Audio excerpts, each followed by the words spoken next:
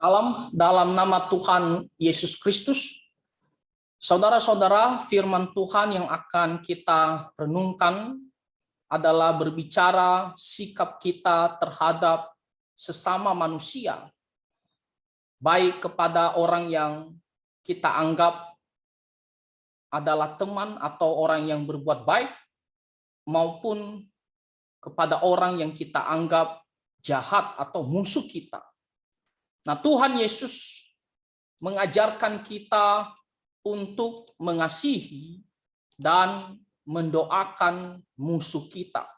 Sekali lagi, kita diajarkan untuk mengasihi dan mendoakan musuh kita. Ajaran ini memang begitu sulit bagi kita manusia yang berdosa untuk kita lakukan. Kenapa? Karena pada umumnya kita hanya bisa menerima, kita mengasihi sesama kita, yaitu orang-orang yang kita anggap berbuat baik kepada kita, orang-orang yang mengasihi kita.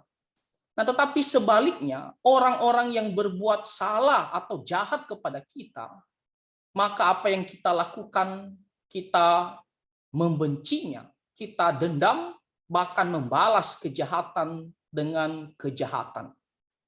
Nah, tetapi saudara-saudara, Tuhan Yesus kembali mengingatkan kita. Kita adalah anak-anak Tuhan Allah. Dan sebagai anak-anak Tuhan Yesus Kristus, kita harus mengasihi sesama kita, baik orang yang berbuat baik kepada kita, maupun orang yang berbuat salah kepada kita. Nah, di sini kita diajarkan di Matius pasal 5 ayat 43 sampai 48. Kata Tuhan Yesus, kamu telah mendengar firman, kasihilah sesamamu manusia dan bencilah musuhmu. Kamu telah mendengar firman. Nah, firman di sini maksudnya adalah perkataan, yaitu kasihilah sesamamu manusia dan bencilah musuhmu. Nah, ini bukan ajaran firman Tuhan. Sekalipun di Perjanjian Lama, Tuhan tidak pernah mengajarkan kita bahwa kita mengasihi sesama kita dan membenci musuh kita. Bahkan kalau kita melihat di kitab Imamat, ya, dikatakan bahwa kita harus mengasihi sesama kita sama seperti diri kita sendiri. Kita tidak boleh membalas kejahatan dengan kejahatan. Kita tidak boleh dendam, ya. Misalnya kalau kita membaca di kitab Imamat pasal 19 ayatnya yang ke-18 dikatakan, janganlah engkau menuntut balas dan janganlah menaruh dendam terhadap orang-orang sebangsamu, melainkan kasihilah sesama manusia seperti dirimu sendiri. Akulah Tuhan. Jadi jelas ajaran firman Tuhan memang mengajarkan kita untuk mengasihi sesama kita sama seperti diri kita sendiri. Lalu apa maksudnya di sini ada perkataan kasihilah sesama manusia dan bencilah musuhmu? Nah, ini adalah ajaran orang-orang Farisi yang dimana mereka berikan suatu perintah, ya, yang menjadi adat istiadat mereka untuk diikuti, yaitu kita hanya mengasihi sesama kita manusia. Manusia yang dimaksud di sini adalah satu bangsa dan orang-orang yang kita anggap baik, teman kita. Nah, tetapi kita harus membenci musuh kita. Jadi Tuhan Yesus mengatakan, kalau kamu mendengar perkataan ini, yaitu mengajarkan, kasihilah sesama manusia dan bencilah musuhmu. Nah, ini adalah pengajaran orang-orang Farisi, ya, yang mereka buat-buat sendiri. Dan ini juga memang yang dilakukan manusia secara umumnya. Ya, hanya bisa menerima ajaran ini, yaitu mengasihi orang yang berbuat baik kepada kita dan membenci musuh kita. Nah, tetapi lihat, Tuhan Yesus kembali mengingatkan kita ajaran kebenaran firman Tuhan, meluruskan ajaran firman Tuhan, menegaskan ajaran kebenaran firman Tuhan. Apa kata Tuhan Yesus? Tetapi aku berkata kepadamu, kasihilah musuhmu dan berdoalah bagi mereka yang menganiaya kamu. Nah, ini adalah ajaran firman Tuhan yang dimana manusia sebagai orang berdosa tidak mudah melakukan hal ini. Ya, dan kita melihat ajaran Tuhan Yesus ini memang begitu tinggi. Jangankan sesama kita manusia yang mengasihi kita, bahkan musuh kita saja kita harus kasihi, bahkan orang yang menganiaya kita, kita harus doakan. Nah, kita melihat kalau ada orang yang berbuat jahat kepada kita, ya, maka kita harus berbelas kasihan kepadanya. Ya, jangan kita lalu benci, lalu membalasnya langsung. Ya, tetapi kita harus berbelas kasihan kepadanya, bahkan kita harus memaafkannya. Ya. Dan dikatakan harus berdoa. Kalau memang tidak ada jalan keluar lagi, ya orangnya pun tidak mau berubah, maka yang harus kita lakukan harus mendoakan dia. Ya, supaya dia apa? Supaya dia bisa bertobat, supaya dia bisa sadar. Ya. Intinya adalah ketika orang berbuat jahat, kita harus ya berbelas kasihan kepadanya dan menolong dia agar dia bisa sadar berubah, bukan membalasnya dengan kejahatan. Makanya Tuhan Yesus mengatakan kasihilah musuhmu. Ya, musuh, orang yang kita benci sekali. Ya, orang yang kita tolak. Tetapi di sini dikatakan kamu harus mengasihinya. Dikatakan bahkan berdoa. Kebanyakan orang kalau berbuat jahat kepada kita, ya kita berdoa memang. Tapi apa yang kita doakan sesuatu yang jahat agar menimpa dia. Nah itu adalah sesuatu yang salah. Tapi berdoa bagi dia supaya dia bisa sadar, dia bisa berubah, ya bisa dimaafkan, ya, dan nantinya dia bisa menjadi orang yang baik. Nah, inilah ajaran Tuhan Yesus Kristus. Dan mengapa kita harus melakukan ajaran Tuhan Yesus ini? Dikatakan di ayat ke-45, karena dengan demikianlah kamu menjadi anak-anak Bapamu yang di sorga. Nah, kita adalah anak-anak Tuhan Allah, anak-anak Bapa di sorga. Dan kita melihat sifat dari Bapa di sorga adalah mengasihi. Ya, meskipun itu adalah musuh-musuhnya, orang-orang yang tidak percaya kepadanya, dia mengasihi. Nah, misalnya, sini dikatakan, Bapa di sorga menerbitkan matahari bagi orang yang jahat dan orang yang baik. Dan menurunkan hujan bagi orang yang benar dan orang yang tidak benar. Matahari dan hujan adalah kebutuhan ya utama yang harus ya diperoleh oleh seluruh manusia. Ya, kalau tidak ada matahari, tidak ada hujan, bagaimana manusia ini bisa hidup dengan baik? Ya, tetapi kita melihat meskipun banyak orang yang belum percaya kepada Tuhan Yesus Kristus, meskipun banyak orang yang menolak Tuhan Allah, tapi lihat Bapa di sorga, dia memberikan matahari ini bukan hanya kepada orang-orang yang percaya kepadanya. Dia memberikan hujan bukan hanya kepada orang-orang yang percaya kepadanya. Bahkan musuh-musuhnya pun, orang-orang yang menolak dia juga berikan matahari, dia berikan juga hujan. Makanya semua manusia bisa menikmati kebaikan Tuhan ini, yaitu matahari dan hujan. Nah, Tuhan tidak bilang, oh kalau kalian tolak saya, maka di bagian kalian saya tak akan kasih matahari, tak akan kasih hujan. Tidak. Itu bukti bahwa Tuhan berbuat baik bagi semua orang. Tuhan mengasihi semua orang. Ya, bahkan kalau kita melihat juga ya secara khusus bagi kita orang-orang yang percaya kepadanya, kita sebelumnya adalah orang berdosa, ya musuh Tuhan. Tapi Tuhan Allah begitu mengasihi kita sehingga dia memberikan anaknya yang tunggal, Tuhan Yesus, untuk mati bagi kita, menjadi korban penebusan akan dosa-dosa kita. Nah, jadi di sini kita melihat bahwa Bapa di sorga ya memiliki sifat kasih. Dan kalau kita mengasihi musuh kita, mendoakan ya musuh kita, maka kita nyata terlihat bahwa kita adalah anak-anak Bapa sorgawi. Kita memiliki sifat ya seperti Bapa sorgawi yang mengasihi semua orang. Nah, jadi kita harus mengasihi musuh kita, mendoakan orang-orang yang menganiaya kita. Ya, sama seperti Tuhan Yesus waktu dia berdoa di atas kayu salib, Bapa ampunilah mereka.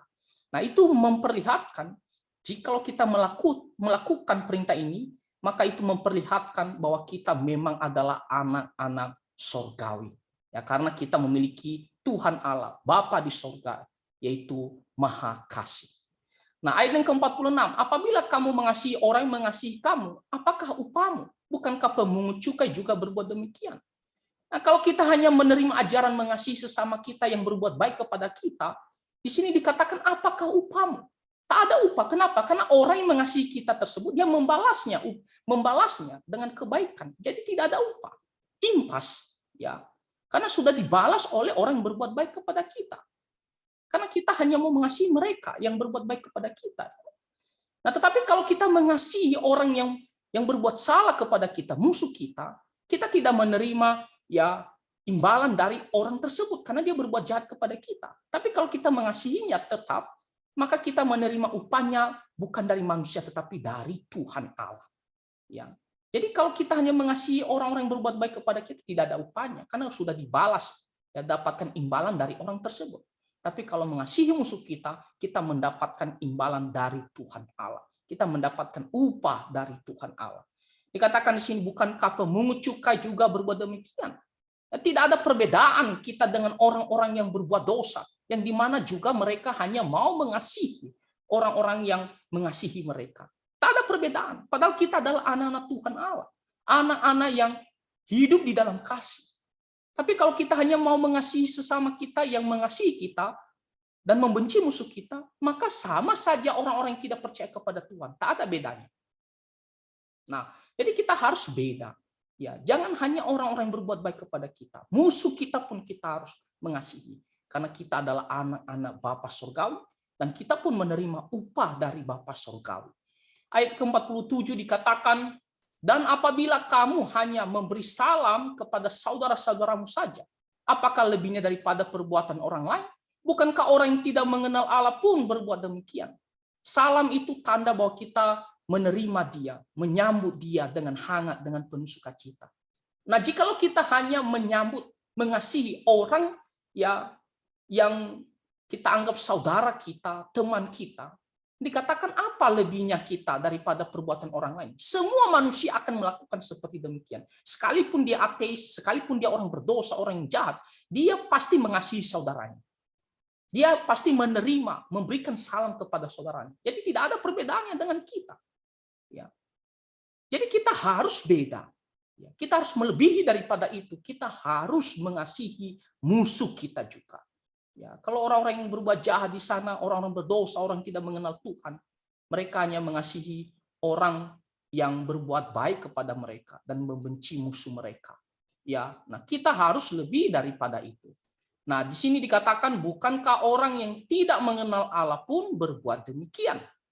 Ya, sekalipun dia adalah ateis ya, tapi dia menerima ajaran hanya mengasihi orang yang dianggap saudaranya, dianggap orang yang baik terhadap dia. Tapi sebaliknya, orang yang jahat, orang yang dianggap musuhnya, dia benci. Nah, jadi dikatakan di ayat ke-48, karena itu haruslah kamu sempurna, sama seperti Bapamu yang di sorga adalah sempurna.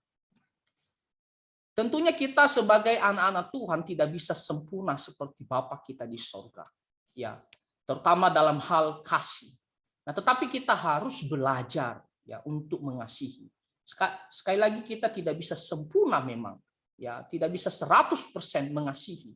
Kadang-kadang kalau kita pun mau mengasihi musuh kita, ya, hati kita masih ada tidak terima, ya, ataupun membutuhkan proses untuk bisa mengasihi musuh kita.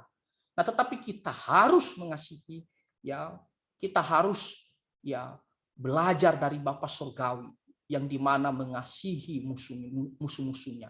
Belajar dari Tuhan Yesus mengampuni orang-orang yang membenci dia, mengasihi musuh-musuhnya. Ya, meskipun kita tak bisa sempurna, tapi kita akan belajar dan dengan pertolongan Roh Kudus kita bisa ya akan mengalahkan kedagingan kita. Nah, jadi saudara-saudara, kita harus berdoa. Ya, memang sulit untuk kita lakukan. Kalau ada masalah selama ini dengan orang lain, dan kita merasa kesalahannya sudah banyak sekali, sudah tidak bisa dimaafkan, maka mari kita melihat ajaran firman Tuhan. Firman Tuhan yang diberikan untuk menolong kita, menuntun kita dalam kebenaran. Jadi mari kita melihat dan kita berdoa, Tuhan tolong saya dan Roh Kudus-Mu. Meskipun banyak kesalahan orang ini, tapi Tuhan tolong saya, supaya saya bisa pelan-pelan ya bisa mengasihinya. Nah, ayat firman Tuhan sebagai penutup bagi kita di Roma pasal 12 ayat 21 dikatakan, janganlah kamu kalah terhadap kejahatan, tetapi kalahkanlah kejahatan dengan kebaikan. Ya, justru kalau kita membalas kejahatan dengan kejahatan, maka dikatakan kita kalah. Ya, karena kejahatan yang diberikan kepada kita menggoda kita untuk pergi melakukan dosa, yaitu membalas dengan kejahatan. Artinya kita kalah. Nah, tetapi ketika kita mengalahkan kejahatan dengan melakukan kebaikan, maka kita dianggap menang. Kita telah menang dari godaan untuk berbuat dosa. Nah, jadi saudara-saudara, Tuhan Yesus mengajarkan kita, mari kita jangan hanya mengasihi ya orang-orang yang berbuat baik kepada kita. Nah, itu adalah ajaran umum manusia, ya, yang dimana hanya mengasihi orang-orang mengasihi ya dan membenci musuh kita. Itu adalah ajaran manusia yang berdosa.